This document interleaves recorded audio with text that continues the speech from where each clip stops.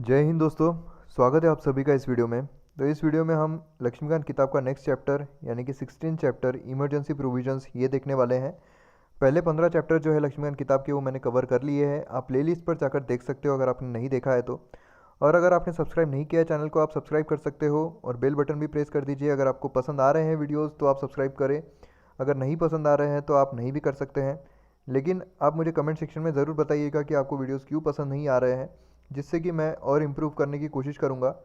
और मैं चाहता हूँ कि जो वीडियोस है ये सभी स्टूडेंट्स तक पहुँचे जो कोचिंग क्लासेस अफोर्ड नहीं कर सकते हैं, ताकि उन्हें भी इस चीज़ का फ़ायदा मिले और सिर्फ पैसों की वजह से अपने जो ड्रीम्स है आईएएस बनने के या फिर जो डीवाईएसपी बनने के या जो भी स्टेट पीएससी देने की, जो यूपीएससी देने की, तो वो अपनी ड्रीम जो है वो सेक्रीफाइस ना करें सिर्फ पैसों की वजह से, क्योंकि उन्हें क्वालिटी एजुकेशन नहीं मिल रहा है। इसलिए अगर आपको लगता है कि ये क्वालिटी एजुकेशन है, अगर आपको लगता है कि ये वीडियोस वर्थ है, तो आप उन स्टूडेंट्स तक भी ये वीडियो पहुंचाइए। इतना शेयर कीजिए, व्हाट्सअप ग्रुप पर शेयर कीजिए, फेसबुक पर शेयर कीजिए, जहां आप शेयर कर सकते हो वहां शेयर कीजिए। और आप कर भी रहे हो, काफ़ी आप शेयर कर रहे हो, तो और आप शेयर कीजिए, जिससे कि एक भी ऐसा स्टूडेंट ना छूटे जो कि विलेज में रहता हो, गांव में रहता हो और उसको ये जो फैसिलिटीज़ है बड़े बड़े कोचिंग क्लासेस की वो ना मिलती हो, इसलिए वो ये सपने जो है वो ना देख पाए। अब आप ये वीडियोस देखते होंगे, आपको लगता होगा कि पॉलिटी कितनी आसान है, इतनी मुश्किल भी नहीं है। तो यही जो है, यही चीज़ कि यूपीएससी बहुत हार्ड है, यूपीएससी क्रैक करना बहुत मुश्किल है, ये जो छोटे गाँव के जो लड़के हैं वो सपने देखते हैं, वो इसी वजह से आधे सपने जो है वो कॉम्प्रोमाइज़ हो जाते हैं कि उन्हें पता ही नहीं होता है कि किस तरीके से जो स्टडीज़ है वो की जाती है, किस तरीके से स्टडीज़ होती है, कितनी मुश्किल होती है, कितनी आसान होती है।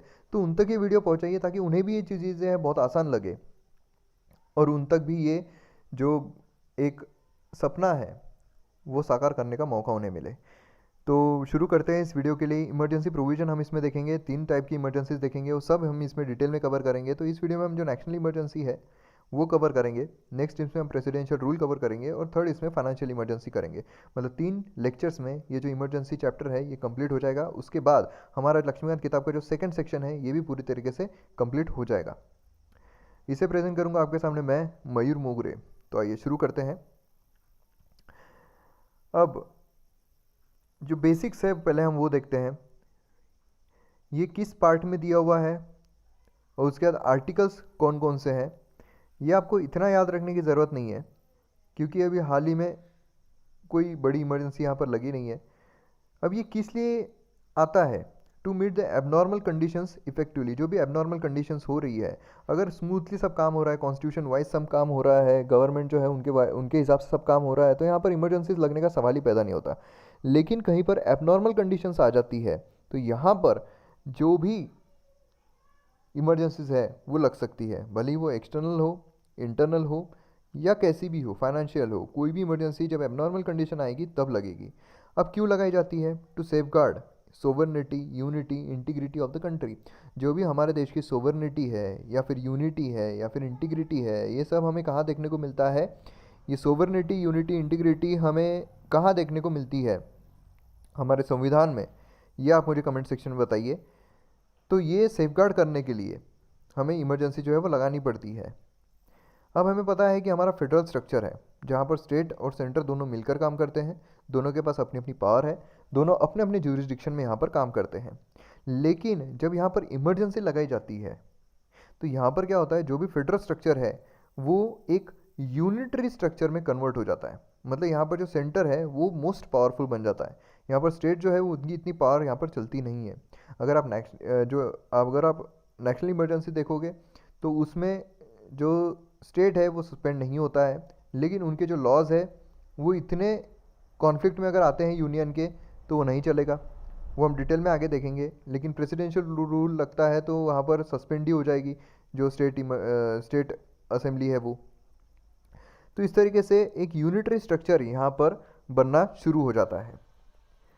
उसके टाइप्स ऑफ इमरजेंसी यहाँ पर देखते हैं हम, किस टाइप की इमरजेंसीज होती है। सबसे पहले होती है due to war, external aggression और आर्म्ड रिबिलियन, जिसे हम नेशनल इमरजेंसी कहते हैं। यहाँ पर देखिए, यहाँ पर ये एक दूसरे किंगडम का आदमी है, ये एक दूसरे किंगडम का आदमी है। यहाँ पर वॉर ऑफ एक्सटर्नल अग्रेशन और आर्म रिबिलियन हो रहा है। मतलब यहाँ पर किसी और कंट्री का इंसान यहाँ पर हमला कर रहा है, तो मतलब इस सिचुएशन में हम नेशनल इमरजेंसी लगाएंगे। ये कहीं भी हो सकता है, बराबर है। मतलब एज अ होल इंडिया और पार्ट ऑफ इंडिया हो सकता है। वो हम आगे देखेंगे। तो यहाँ पर वॉर से हो सकता है, एक्सटर्नल अग्रेशन से हो सकता है, आर्म रेबिलियन से भी हो सकता है। आर्म रेबिलियन का क्या चक्कर है ये भी हम आगे डिटेल में देखते हैं। तो इस फोटो से आप याद रख सकते हो, पहला है नेशनल इमरजेंसी, दूसरा है अगर स्टेट के ही दो, अगर कंट्री के ही दो स्टेट्स में अगर कुछ ये हो जाए या फिर एक स्टेट में ही ऐसी कुछ चीज़ हो जाए जो अच्छे से कॉन्स्टिट्यूशन वाइज फंक्शन नहीं कर पा रहे हैं, तो वहाँ पर हम प्रेसिडेंशियल रूल देख सकते हैं एक स्टेट में, या फिर स्टेट इमरजेंसी भी उसे कहते हैं। Failure of the constitutional machinery की वजह से ये होता है। एक ही स्टेट में अगर वो जो स्टेट लेजिस्लेचर है वो कॉन्स्टिट्यूशन वाइज नहीं चल रही है, तो वहाँ पर हम प्रेसिडेंशियल रूल लगाएंगे। ये जो है ये हम नेक्स्ट वीडियो में देखने वाले हैं। और उसके बाद फाइनेंशियल इमरजेंसी को अगर थ्रेट है, फाइनेंशियल स्टेबिलिटी को अगर थ्रेट है, तो वहाँ पर फाइनेंशियल इमरजेंसी लगती है, जो कि हम इसके नेक्स्ट वाले वीडियो में कवर करेंगे। तो इस वीडियो में हम जो वॉर, एक्सटर्नल अग्रेशन और आर्म रेबिलियन मतलब नेशनल इमरजेंसी जो है वो इस वीडियो में हम कवर करने वाले हैं। अब नेशनल इमरजेंसी अब देखते हैं ग्राउंड ऑफ डिक्लेरेशन क्या है, किस ग्राउंड पे ये डिक्लेयर की जा सकती है। तो under article 352 president can declare national emergency when the security of India और part of it is threatened by war और एक्सटर्नल अग्रेशन और आर्म रेबिलियन। मतलब 352 आर्टिकल के हिसाब से प्रेसिडेंट जो है वो डिक्लेयर कर सकते हैं नेशनल इमरजेंसी। कौन डिक्लेयर कर सकते हैं? तो प्रेसिडेंट डिक्लेयर कर सकते हैं नेशनल इमरजेंसी अगर उन्हें लगता है कि सिक्योरिटी जो है इंडिया की, पूरे इंडिया की या किसी पार्ट की खतरे में है, धोखे में है, तो यहाँ पर वो नेशनल इमरजेंसी लगा सकते हैं बाय वॉर और एक्सटर्नल अग्रेशन और arm rebellion. President can declare national emergency even before the actual occurrence of war. मतलब यहाँ पर सिर्फ थ्रेट नज़र आ रहा है कि चाइना यहाँ पर हमला कर सकता है, तो इमरजेंसी लगा दो। अगर उन्हें ऐसा लगता ही है कि चाइना यहाँ पर हमला करने ही वाला है, तो यहाँ पर इमरजेंसी लगा दो। मतलब हमला करने के पहले ही, यहाँ पर एक्चुअल ऑकरेंस के पहले ही, वॉर, एक्सटर्नल अग्रेशन और आर्म रेबिलियन के पहले ही प्रेसिडेंट जो है नेशनल इमरजेंसी जो है वो डिक्लेयर कर सकते हैं। जैसे यहाँ पर प्रेसिडेंट बोल रहे हैं आज रात 12 बजे से नेशनल इमरजेंसी, तो इस तरीके से क्या है, प्रेसिडेंट जो है वो यहाँ पर नेशनल इमरजेंसी लगा सकते हैं even before the actual occurrence of war, external aggression और आर्म रेबिलियन। अब उसके बाद When national emergency is declared on the ground of war or external aggression, it is known as external emergency. अगर national emergency declare की जाती है, war, China के साथ वॉर हो गया, एक्सटर्नल अग्रेशन, अगर पाकिस्तान के साथ एक्सटर्नल अग्रेशन हो रहा है, तो इस सिचुएशन में एक्सटर्नल इमरजेंसी इसे हम बोलेंगे। अगर आर्म रेबिलियन पे होता है तो इंटरनल इमरजेंसी हम बोलेंगे। अब ये जो है ये एंटायर कंट्री पर भी लागू हो सकता है, पूरे भारत पर भी ये जो है इमरजेंसी लागू हो सकती है, या फिर किसी पार्ट पर भी, महाराष्ट्र स्टेट पर इमरजेंसी लागू हो गई आर्म रेबिलियन के बेसिस पे, इंटरनल इमरजेंसी के बेसिस पे, यहाँ पर थ्रेट हो रहा है तो महाराष्ट्र में लागू कर दी। तो यहाँ पर इस तरीके से पूरे भारत में भी लागू हो सकती है इमरजेंसी, या फिर किसी पार्ट पर भी लागू हो सकती है। अब यहाँ पर इंटरनल डिस्टर्बेंस जो है ये थर्ड कैटेगरी में डाला गया था 42nd कॉन्स्टिट्यूशनल अमेंडमेंट एक्ट के जरिए। इंटरनल डिस्टर्बेंस जो है ये थर्ड कैटेगरी में डाला गया था कि अगर इंटरनल डिस्टर्बेंस भी होता है तो भी यहाँ पर इमरजेंसी जो है वो लगा सकते हैं, लेकिन ये खारिज कर दिया गया 44th कॉन्स्टिट्यूशनल अमेंडमेंट एक्ट के जरिए, क्योंकि यहाँ पर इंटरनल डिस्टर्बेंस कुछ भी बोल सकते हैं ना कि नहीं नहीं हमें लग रहा है कि भारत में इंटरनल डिस्टर्बेंस है, चलो इमरजेंसी लगा दो 1975। तो इस तरीके से इमरजेंसी जो है वो लग सकती है। 44th कॉन्स्टिट्यूशनल अमेंडमेंट एक्ट के बाद ये जो इंटरनल डिस्टर्बेंस है इसको आर्म रेबिलियन में तब्दील कर दिया गया। अब आर्म रेबिलियन इसमें वर्ड आ चुका है, इसलिए अब अगर आप देखोगे तो हर जगह हमें वॉर, एक्सटर्नल अग्रेशन और आर्म रेबिलियन देखने को मिलता है, इंटरनल डिस्टर्बेंस नहीं। ये 44th अमेंडमेंट एक्ट से निकाल दिया गया था। President can declare national emergency only after receiving a written recommendation from the cabinet. अब यहाँ पर कैबिनेट वर्ड बहुत इंपॉर्टेंट है। यहाँ पर जब कैबिनेट का जब रिटर्न रिकमेंडेशन आता है तभी प्रेसिडेंट जो है वो नेशनल इमरजेंसी जो है वो डिक्लेयर कर सकते हैं। अब यहाँ पर बहुत सारी जगह पे एग्जाम में काउंसिल ऑफ मिनिस्टर भी पूछ सकते हैं, तो यहाँ पर मोदी जी खुद बोल रहे हैं मित्रों कैबिनेट है, काउंसिल ऑफ मिनिस्टर नहीं। तो यहाँ पर कैबिनेट है, काउंसिल ऑफ मिनिस्टर्स नहीं है, ये आपको ध्यान में रखना है। अब यहाँ पर क्या हो रहा था 1975 तक कि इंदिरा गांधी ने सीधा बोलती थी कि कैबिनेट मैं ही हूँ, और उन्होंने किसी कैबिनेट से ये नहीं की थी, सीधा प्रेसिडेंट को रिक्वेस्ट की थी कि आप यहाँ पर इमरजेंसी लगा दीजिए। मैंने कैबिनेट से बात कर दी है, इसलिए ये भी बोल रही है मेरे प्यारे देशवासियों, आई एम द कैबिनेट, मैं ही कैबिनेट हूँ, मैं जो बोलूँगी वैसा ही होगा। इसलिए प्रेसिडेंट को सीधी रिक्वेस्ट कर दी कि आप इमरजेंसी जो है वो लगा दीजिए। 44th कॉन्स्टिट्यूशनल अमेंडमेंट एक्ट जो 1978 था उन्होंने ये जो चीज़ है इस पर भी बैन लगा दिया। मतलब अब आपको कैबिनेट का अप्रूवल लेना ही पड़ेगा, रिटन रिकमेंडेशन जो है वो लेना पड़ेगा प्रेसिडेंट को नेशनल इमरजेंसी लगाने के पहले। सिर्फ प्राइम मिनिस्टर के बोलने से यहाँ पर कुछ होने वाला है नहीं। 38 कॉन्स्टिट्यूशनल अमेंडमेंट एक्ट जो था 1975 का, उसने यहाँ पर जो सुप्रीम कोर्ट है उसको जुडिशियल रिव्यू भी नहीं दिया था। अगर कोई इमरजेंसी लगाते हैं तो वहाँ पर जुडिशियल रिव्यू नहीं होगा, ऐसा बोला गया था 38 कॉन्स्टिट्यूशनल अमेंडमेंट एक्ट 1975 केस में। लेकिन फिर उसके बाद मिनर्वा मिल केस हुआ 1980 में। उसके बाद जो सुप्रीम कोर्ट है उन्हें जुडिशियल रिव्यू की जो एक पावर है वो यहाँ पर मिल गई थी। मतलब कि अगर प्रेसिडेंट ने यहाँ पर नेशनल इमरजेंसी लगाई भी तो यहाँ पर जो जुडिशरी है हमारी वो देखेगी कि ये वर्थ है या नहीं है, ये सही है या नहीं है। अगर उन्हें लगता है कि जो भी नेशनल इमरजेंसी लगाई गई है वो यहाँ पर सही नहीं है, वो गलत तरीके से लगाई गई है, यहाँ पर नहीं लगानी चाहिए थी, तो यहाँ पर नेशनल इमरजेंसी जो है वो नहीं लगाई जाएगी। यहाँ पर जुडिशियल रिव्यू सिस्टम यहाँ पर आ गई है। तो इस तरीके से बहुत अच्छा हुआ था यहाँ पर जब जुडिशियल रिव्यू यहाँ पर हुआ था, जिससे कि जो भी अपनी मनमानी चलती थी नेशनल इमरजेंसी जब मन किया लगा दो, इस तरीके से यहाँ पर चलने वाला था नहीं। और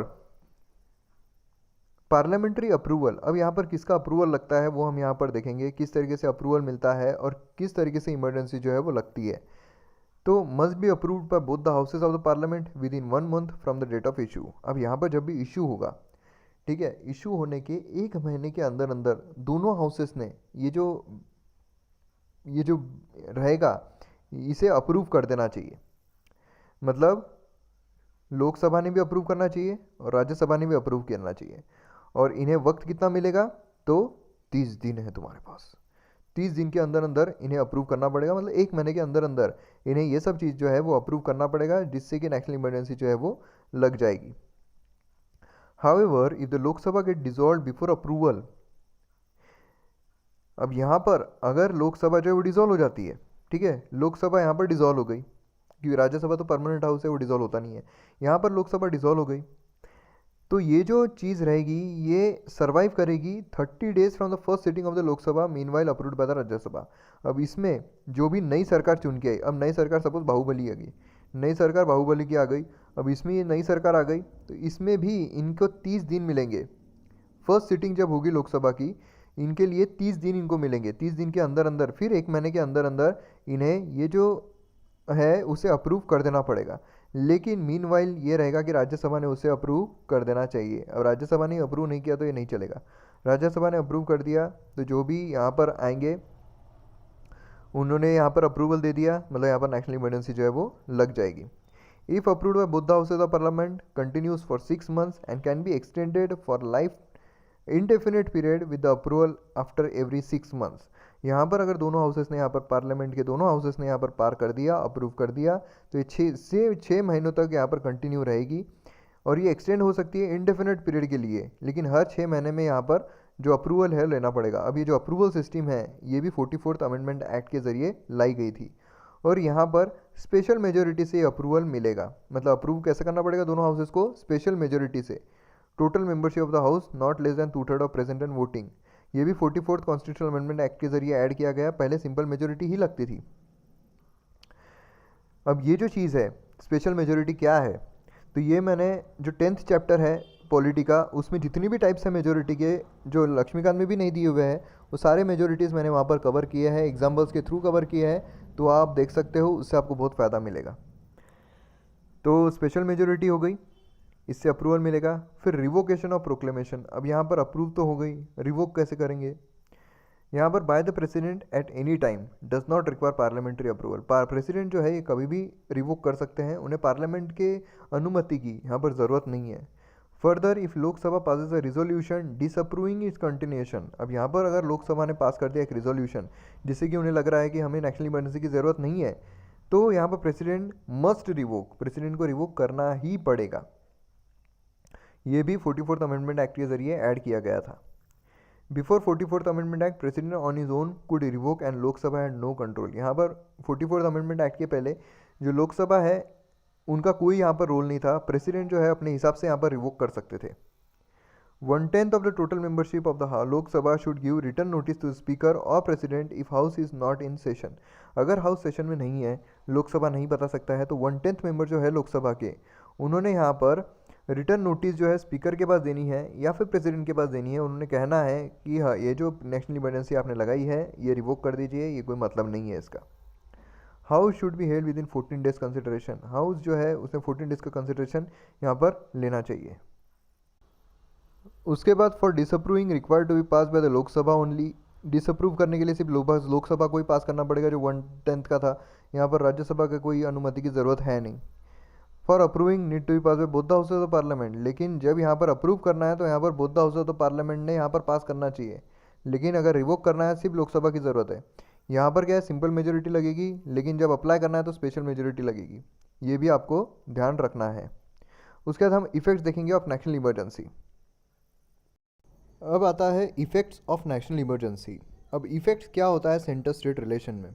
जैसा हमने जब सेंटर स्टेट रिलेशन देखा था उसमें इमरजेंसी एक टॉपिक था, मगर उसमें हमने फाइनेंशियल रिलेशन जो है उसी के अनुरूप से हमने देखना था।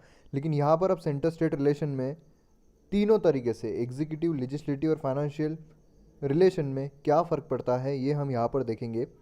ये नेशनल इमरजेंसी के रूप में ही है, प्रेसिडेंशियल रूल हम बाद में देखेंगे और फाइनेंशियल रिलेशन उसका भी हम बाद में देखेंगे। तो यहाँ पर एग्जीक्यूटिव, लेजिस्लेटिव, फाइनेंशियल रिलेशन पर क्या इफेक्ट होता है सेंटर स्टेट रिलेशन का, ये हम यहाँ पर देखते हैं जब नेशनल इमरजेंसी ऑपरेशन में हो। तो यहाँ पर देखिए, यहाँ पर एक बात हमें याद रखनी है, जो भी इमरजेंसी लगती है उसमें जो सेंटर है वो पावरफुल हो जाता है। स्टेट का पूरा जो अधिकार है वो सब गायब हो जाता है। तो यहाँ पर एग्जीक्यूटिव में क्या होगा, जो प्रेसिडेंट है, प्रेसिडेंट के पास यहाँ पर, सेंटर के पास यहाँ पर एक बहुत ज़बरदस्त पावर आ जाएगी। लेजिस्लेचर में क्या होगा, जो भी लॉज बनाने रहेंगे वो सेंटर बनाएगी। फाइनेंस में क्या होगा, जो भी फाइनेंशियल रिलेशन रहेंगे या फिर जो भी रेवेन्यू से रिलेटेड चीज़ें रहेगी वो भी सेंटर लाएगा।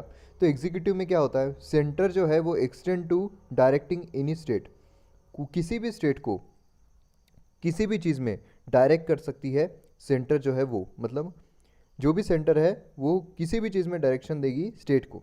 फिर centre can give executive directions to any state. अब एग्जीक्यूटिव अगर डायरेक्शन देना है तो इसलिए भी सेंटर जो है वही प्रोवाइड करेगी स्टेट को। स्टेट मतलब एक बच्चा हो जाएगा छोटा सा, और जो सेंटर है वो बाप हो जाएगा। तो यहाँ से जितनी भी डायरेक्शन है हर चीज़ के लिए, एग्जीक्यूटिव डायरेक्शन हो या फिर किसी भी तरीके की डायरेक्शन हो, यहाँ से सेंटर उसे देगा। State government is bought under complete control of the centre. यहाँ पर जो स्टेट गवर्नमेंट है ये कंप्लीट कंट्रोल में आ जाएगी सेंटर के। यहाँ पर सपोज नेशनल इमरजेंसी लगती है तो जो योगी जी है उनका यहाँ पर कुछ काम नहीं रहेगा, भले वो सस्पेंड नहीं होंगे लेकिन उनका कुछ काम नहीं रहेगा। उनको जो भी बताना रहेगा, जो भी चीज़ें बताएंगे वो मोदी जी बताएंगे। तो इस तरीके का एग्जीक्यूटिव का हो गया। उसका legislative, parliament is empowered to make laws on the state list. अब यहाँ पर हमें पता है कि स्टेट लिस्ट पर जो भी लॉज होते हैं वो बनाने का अधिकार किसके पास होता है, स्टेट के पास होता है। जो स्टेट गवर्नमेंट है, जो लेजिस्लेचर है, वही जो स्टेट लिस्ट में सब्जेक्ट दिए गए हैं उस पर लॉज बनाती है। पर जब नेशनल इमरजेंसी लगती है तो वहाँ पर जो पार्लियामेंट है, अब यहाँ पर स्टेट लेजिस्लेचर यहाँ पर कोई काम की नहीं है, भले ही वो सस्पेंड नहीं होती है। यह हमें याद रखना है कि सस्पेंड नहीं होती है नेशनल इमरजेंसी में, सस्पेंड नहीं होती है। फिर भी यहाँ पर जो भी लॉज है स्टेट लिस्ट पर उसे बनाने का अधिकार पार्लियामेंट के पास होता है। लेकिन ऐसा नहीं है कि स्टेट जो है, स्टेट लेजिस्लेचर वो लॉज नहीं बना सकती है। स्टेट लेजिस्लेचर भी लॉज बना सकती है, लेकिन जो भी पार्लियामेंट ने लॉज बनाया है उसके कॉन्फ्लिक्ट में वो नहीं आना चाहिए। सपोज पार्लियामेंट ने एक लॉ बनाया है कि, अब उत्तर प्रदेश में एक लॉ बनाया है कि कोई भी हंसेगा नहीं, लेकिन अगर स्टेट लेजिस्लेचर ने लॉ बना दिया कि सब लोग हंसेंगे तो यहाँ पर क्या होगा, यहाँ पर एक कॉन्फ्लिक्ट डेवलप हो जाएगा। और कॉन्फ्लिक्ट डेवलप हो जाएगा मतलब प्रिवेल कौन करेगा, तो सेंटर करेगा। मतलब सेंटर की जो बात बोली गई है कि कोई हंसेगा नहीं, वही सुनी जाएगी। यहाँ पर एक हाइपोथेटिकल एग्जांपल है, such laws are inoperative 6 months after the emergency. अब इमरजेंसी जो है वो जब खत्म होती है, इमरजेंसी जब इनऑपरेटिव हो गई उसके 6 महीने तक ये जो लॉज पार्लियामेंट बनाएगी स्टेट लिस्ट पर वो ऑपरेटिव रहेंगे। 6 महीनों के बाद वो जो लॉज है वो खारिज हो जाएंगे, नल एंड वॉइड हो जाएंगे। उसके बाद जो भी स्टेट है वो अपने हिसाब से लॉज जो है वो ला सकती है। President can issue ordinance on the state list. State list पर जो भी ऑर्डिनेंस है वो प्रेसिडेंट ला सकते हैं, गवर्नर नहीं ला सकते हैं। तो इस तरीके से लेजिस्लेटिव रिलेशन जो है वो रहेंगे सेंटर स्टेट के इसमें। मतलब पूरा यूनियन जो है वो पूरी तरीके से जो है वो दबदबा बना लेगा अपना। मतलब मोदी जो है वो सुप्रीम हो जाएंगे, वो डिक्टेटर हो जाएंगे। अगर नेशनल इमरजेंसी लगती है तो। फाइनेंस में क्या होगा, president can modify the constitutional distribution of revenue between centre and state. जो भी सेंटर स्टेट के बीच में रेवेन्यू डिस्ट्रीब्यूशन होता है, जैसे 42% 14 फाइनेंस कमीशन ने सुझाया था, 15 जो फाइनेंस कमीशन आई है वो ऐसा सोच रहे हैं कि वो कम करेगी, ऐसा सुझाव सेंटर दे रही है। तो इस तरीके से जो भी मॉडिफिकेशन रहेंगे, जो भी डिस्ट्रीब्यूशन रहेगा बिटवीन सेंटर एंड स्टेट, उसको मॉडिफाई कर सकते हैं प्रेसिडेंट। उसका such modification continues till the end of financial year. जो भी फाइनेंशियल ईयर है उसके एंड तक ये जो चेंजेस है वो रहेंगे। भले फिर नेशनल इमरजेंसी 1 महीने के लिए रहो, अगर उसमें कोई चेंजेस लाते हैं तो वो भले ही नेशनल इमरजेंसी निकल भी गई हो, जो लॉज है वो 6 महीने तक ही रहेंगे, लेकिन जो फाइनेंशियल रिलेशन जो भी चेंज किए हुए रहेंगे वो फाइनेंशियल ईयर ख़त्म होने तक वो लागू रहेंगे।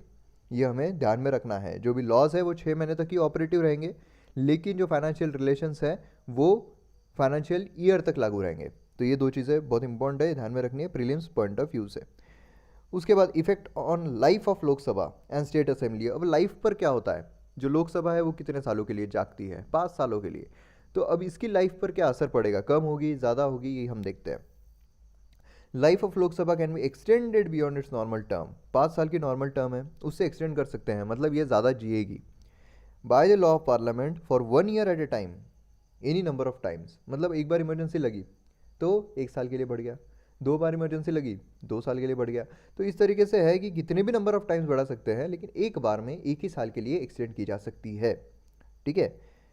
उसके बाद however this extension cannot continue beyond the period of 6 months after the emergency has ceased to operate. अगर ये इमरजेंसी खत्म हो जाती है तो ये जो एक्सटेंडेड पीरियड है ये 6 महीने से ज़्यादा नहीं चलेगा। ये बात हमें समझनी है। 1 साल तक का मैक्सिमम पीरियड है एक बार में जो हम एक्सटेंड कर सकते हैं। उसके बाद हमें फिर से अप्रूवल लेना पड़ेगा, फिर से उसे रिन्यू करना पड़ेगा और फिर से उसे एक्सटेंड करना पड़ेगा। और ये कितने भी सालों तक कर सकते हैं जब तक नेशनल इमरजेंसी ऑपरेशन में है। और अगर नेशनल इमरजेंसी ऑपरेशन में नहीं होती है, वो इनऑपरेटिव हो जाती है, तो 6 महीने से ज़्यादा एक्सटेंशन नहीं मिलेगा लोकसभा को। अब क्या ये एक्सटेंशन हुआ है कभी, तो नेशनल इमरजेंसी लगी है तो ऑब्वियसली हुआ ही होगा। तो यहाँ पर 2 बार 5th लोकसभा एक्सटेंडेड 2 टाइम्स, 2 बार ये जो 5th लोकसभा है ये एक्सटेंड की गई थी। और जो स्टेट लेजिस्लेचर है उनका सेम है, ये जैसे बोल रहे हैं हमारा भी सेम है, इनका भी सेम है, सेम प्रोसेस है, सेम चीज़ें हैं। वो भी 1 साल के लिए एक्सटेंड किए जा सकते हैं नंबर ऑफ टाइम्स, और 6 महीने ज़्यादा वो नहीं रहेंगे अगर वो नेशनल इमरजेंसी सीज हो जाती है ऑपरेशन के। उसके बाद इफेक्ट्स ऑन फंडामेंटल राइट्स। अब ये बहुत ज़्यादा इंपॉर्टेंट है। हमारे जो फंडामेंटल राइट्स है जैसे कि आर्टिकल 19, ये पूरी तरीके से सस्पेंड हो जाता है। और हमें ऐसा लगता है कि आर्टिकल 20, 21 छोड़ के बाकी जितने भी फंडामेंटल राइट्स है वो सब सस्पेंड हो जाते हैं। तो ये हमारी गलतफहमी है, इसमें हम वो दूर करने की कोशिश करेंगे। Article 358 and 359 describe the effect of national emergency on fundamental rights. Article 358 जो है और 359, मतलब ये 2 आर्टिकल्स दिए हैं, मतलब कि 2 अलग अलग चीज़ें होंगी।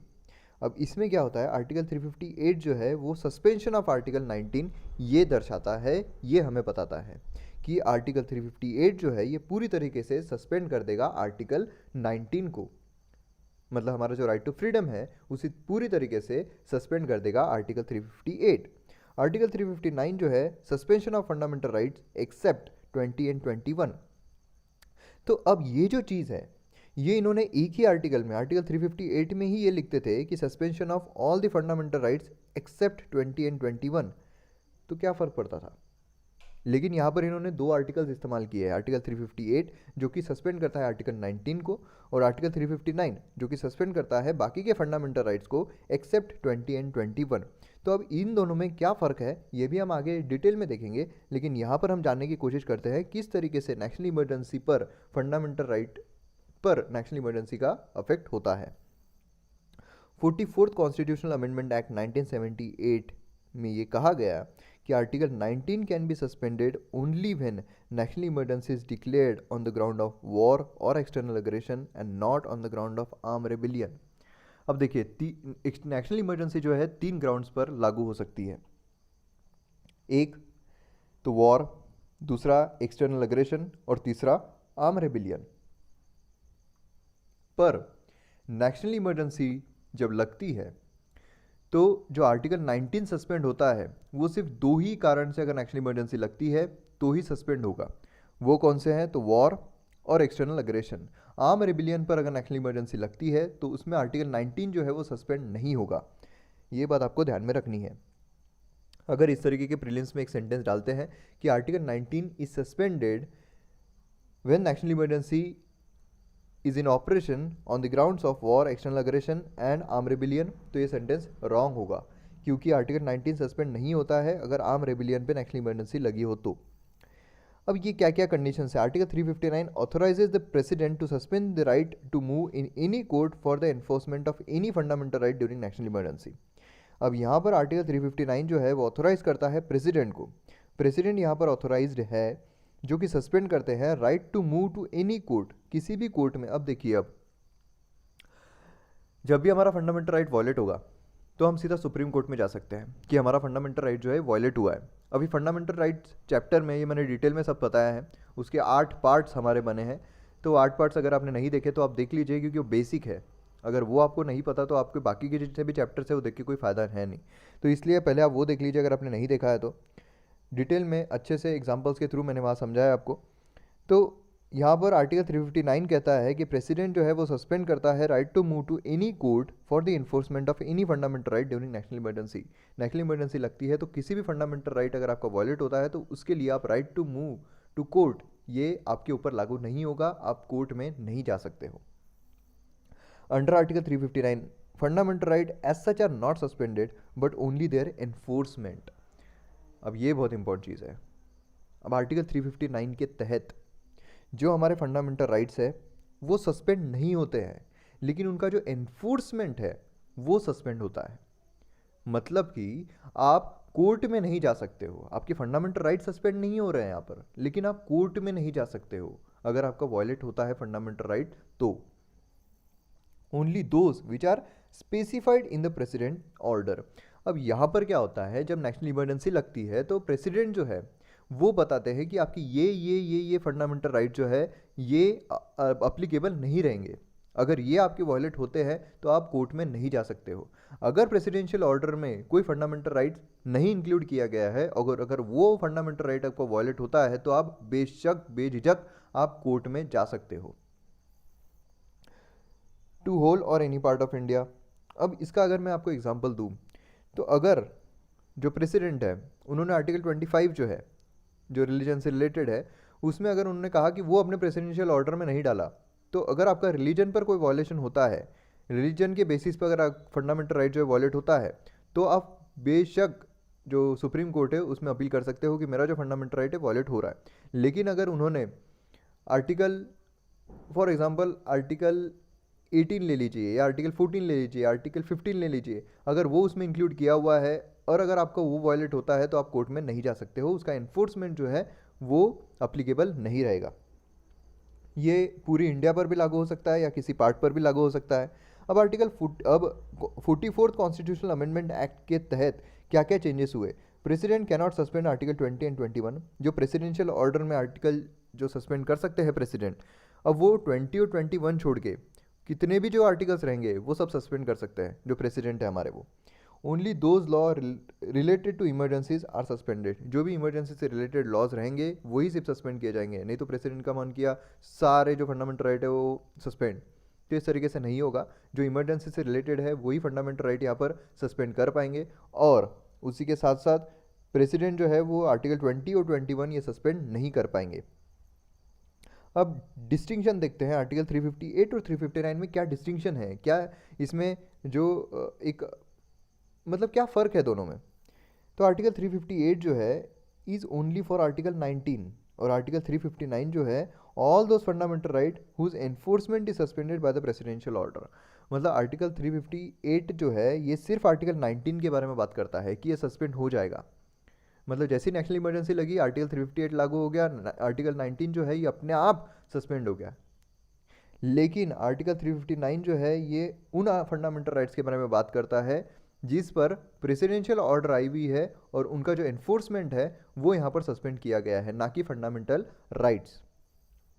Article 358 automatically suspend article 19। Article 359 do not suspend fundamental right, it empowers president to suspend the enforcement of specified fundamental right. अब आर्टिकल 358 जैसा मैंने आपको बताया नेशनल इमरजेंसी लग गई, तो इसमें कोई प्रेसिडेंट की ज़रूरत नहीं है बताने की कि आर्टिकल 19 जो है आपका सस्पेंड हो चुका है।